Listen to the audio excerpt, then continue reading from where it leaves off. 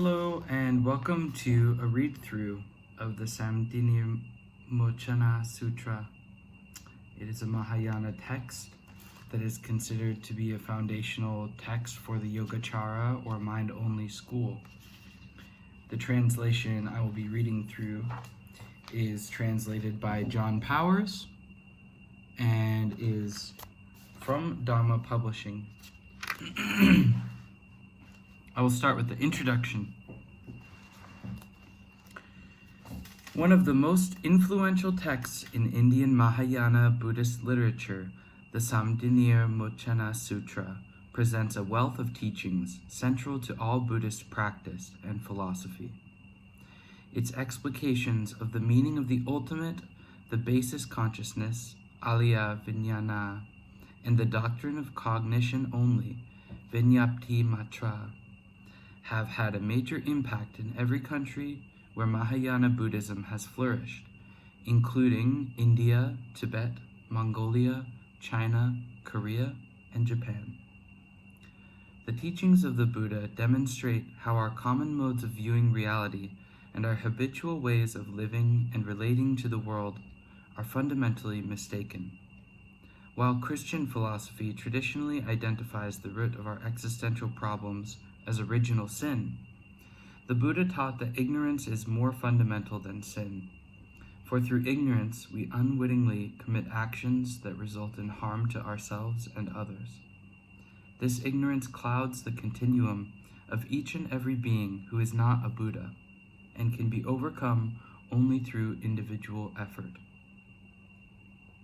This sutra tells us how the full force of our mental and physical faculties can be harnessed for this task.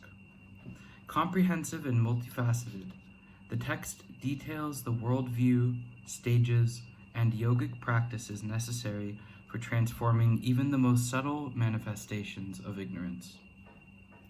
The reader is guided on a path that leads to mental balance, insight into the nature of reality, and deep commitment to work selflessly for the benefit of other beings. Summary of the text. Like many sutras, the text recounts a series of questions and answers between the Buddha and his followers, or in the case of chapter 1, between two bodhisattvas. Except for chapter 4, where the Sravaka Subhuti questions the Buddha, all of the interlocutors are highly developed bodhisattvas. Their questions and the Buddha's answers go to the very heart of the practice or issue being discussed, fully explicating profound and subtle meanings.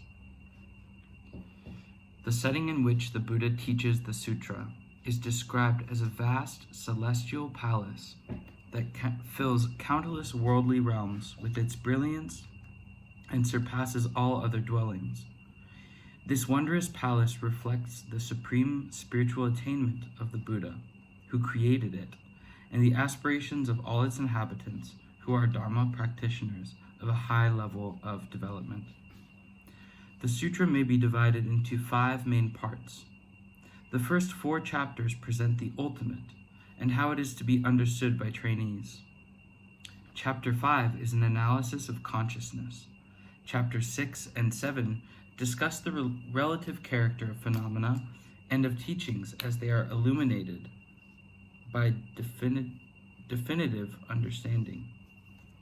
The path to enlightenment is the subject of the 8th and 9th chapters, which focus on meditative practices and the methods for mastering the mental afflictions and obstacles that undermine progress on the path. Chapter 10 is a discussion of the nature of a Buddha, the final goal of yogic practice. The Bodhisattva Gambhirartha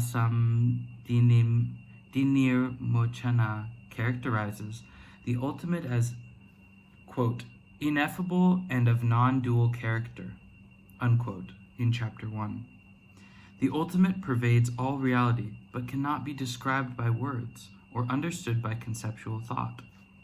It is realized only by Aryas, those who have attained the path of seeing and are able to perceive the ultimate directly. In Chapter 2, the Bodhisattva Dharmodgata describes a debate on the ultimate character of phenomena that he witnesses among proponents of various Tirthika systems. The Bodhisattva laments their divergent opinions, doubts, and misconceptions, and marvels at the Buddha's realization and actualization of the ultimate, quote, whose character completely transcends all argumentation, unquote. In response, the Buddha teaches that the ultimate is realized individually, is signless, inexpressible, devoid of the conventional, and free from all dispute. Beings caught up in desire, discursiveness, and the conventions of seeing, hearing, differentiating, and perceiving, as well as beings engaged in dispute, cannot even imagine what the ultimate is like. In Chapter 3, the Bodhisattva Suvisudhamati points out that even bodhisattvas disagree about the ultimate. Some believe the character of the ultimate and the character of the compounded are the same. Others believe them to be different. Through a series of reasonings, the Buddha demonstrates that any attempt to categorize leads to error, for the ultimate is, quote, profound and subtle, having a character completely transcending sameness and difference, unquote. The ultimate must be sought through meditation that moves beyond all limiting and distorting categories. In Chapter 4, the Buddha poses two questions to Subhuti. How many people communicate their spiritual understanding under the influence of conceit? How many communicate without conceit?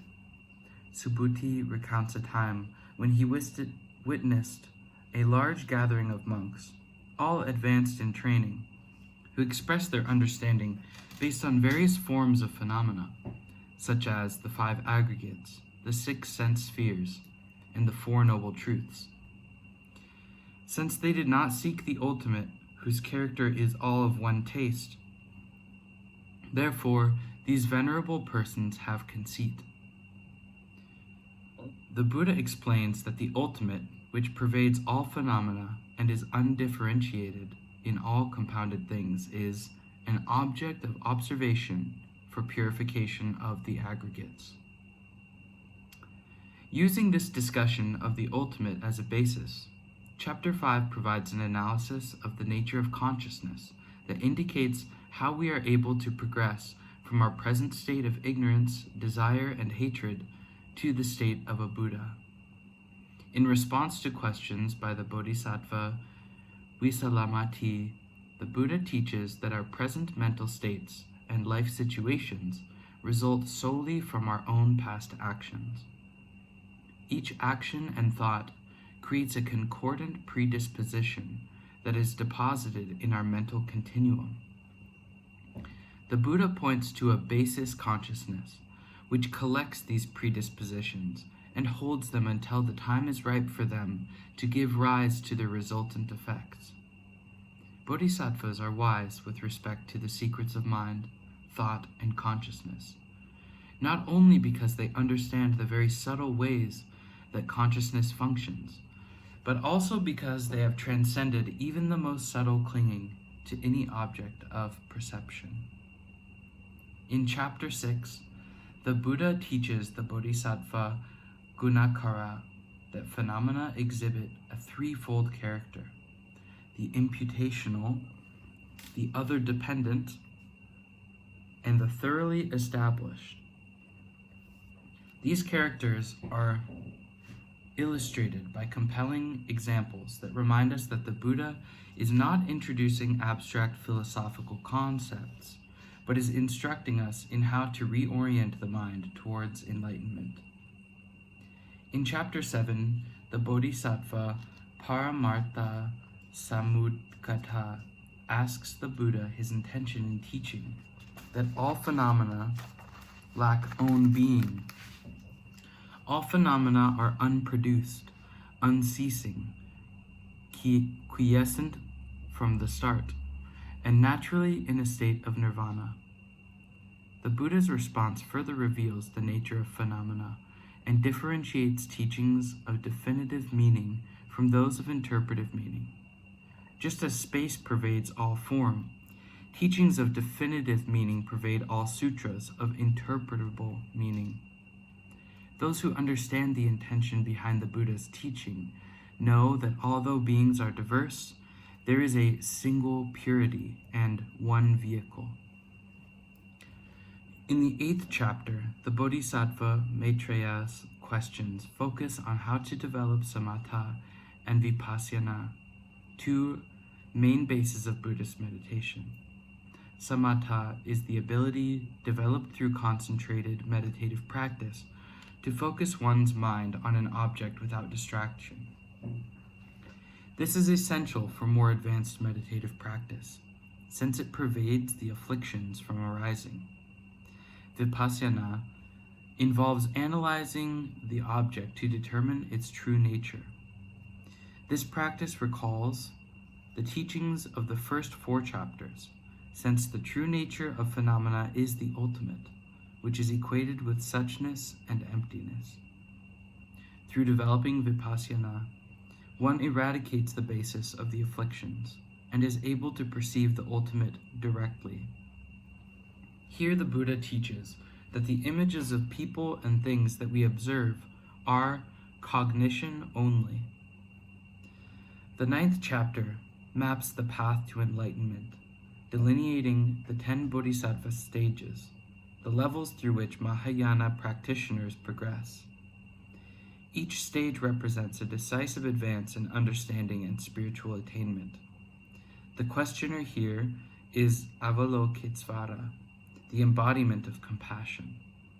The main meditative practice is the 6 perfections: generosity, ethics, patience, effort, concentration, and wisdom, the essence of the Bodhisattva's training. Compassion motivates bodhisattvas to work tirelessly on the spiritual path for an unimaginably long period of time. The final fruition of their efforts is the state of a Buddha, the focus of chapter 10. It represents the apex of all spiritual qualities and the highest development of compassion and wisdom. Through the Buddha's answers to the Bodhisattva Manjusri's questions, we learn that a Buddha's limitless compassionate action is accomplished without any manifest activity. There is no afflicted being who later becomes purified. Afflicted phenomena and pure phenomena are all without activity and personhood.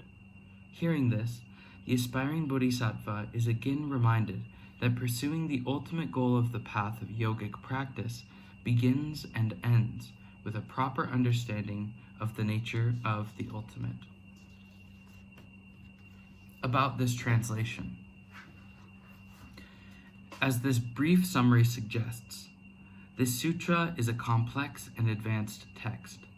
Translating it has proven to be a demanding task which has taken many years. I being John Waters, began work on the translation as a graduate student at the University of Virginia, where it became my doctoral thesis. Later, much effort was devoted to refining the translation and preparing it for publication.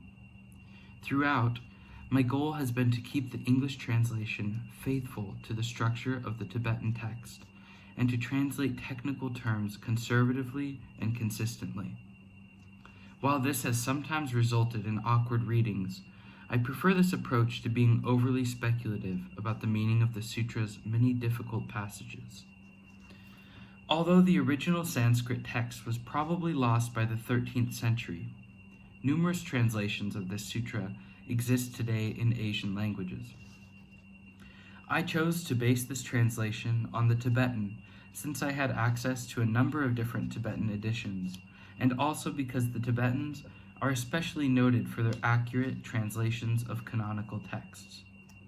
In my studies, I have consulted 10 different Tibetan editions, as well as 3 Chinese editions, and have noted their variant readings. The Tibetan text presented here is reproduced from the canonical edition found in the Steje Bukagir, which is highly esteemed by Tibetan scholars, and the English translation is based on this text. It is my hope that having the Tibetan text facing the English translation will encourage students and scholars to draw inspiration and clarity from both. In preparing the translation and notes, I have also relied on the 5 commentaries found in the Tibetan Buddhist canon, as well as on Tibetan exegetical materials, both written text and oral instructions, and on Yogacara texts that explain concepts presented in the sutra. Most of the footnotes are drawn from the 2 comprehensive commentaries in Tibetan. The larger of these is a 3-volume work authored by a Korean student of the great Chinese scholar Zhuangcang. Since major sections of Wang Chuk's original Chinese text have been lost, the only complete version of the text available today is the Tibetan translation found in the Tibetan Buddhist canon. The text is a masterpiece of traditional Buddhist scholarship that draws upon a vast range of Buddhist literature, cites many different opinions, raises important points about the thought of the sutra, and provides explanations of virtually every technical term and phrase. The other major commentary, consisting of 2 volumes, is signed by Byangchub Dzufruel. Although there is some mystery surrounding the author's identity, most Tibetan scholars attribute this text to Kogro Klu Rigyal Mishtan, a renowned 18th century Tibetan translator and scholar. The text provides insightful explications of most of the sutra. Other sources consulted for the notes include the works of Asanga and his brother Vasubandhu, generally considered to be the main exponents and systematizers of the Yogacara school. Commentaries on their works by Stiramati and Sumatisila. The commentary on the 8th chapter attributed to Jnanagarba, the Legs Bishad Snayingpo, which mainly focuses on the 7 chapters of the sutra. I am truly fortunate to have had access to such a wide range of secondary materials and explanations, for the meanings expressed in the sutra can be obscure. Each source has helped me greatly in understanding and translating the sutra. While the constraints of space have made it necessary to condense the notes prepared for my doctoral thesis, I hope that the notes included here will inspire readers to consider the many differing perspectives available and foster a deeper understanding of the sutra's meaning. I have also had the great good fortune to have worked with Tibetan and Western scholars who generously shared with me their knowledge and understanding of the sutra with me. I would especially like to thank a following list of people that I cannot pronounce the names of. My apologies. I am also grateful to His Holiness the Dalai Lama for illuminating remarks on the sutra during a meeting in Dharamshala in 1988. Taught by the Buddha as a skillful means, this sutra is intended as a basis for meditative practice, a guide to a bodhisattva's training for enlightenment. Bearing this in mind may encourage the reader to undertake the careful and sustained study, contemplation, and application in daily life that will ultimately help to reveal the full depth and scope of this profound work.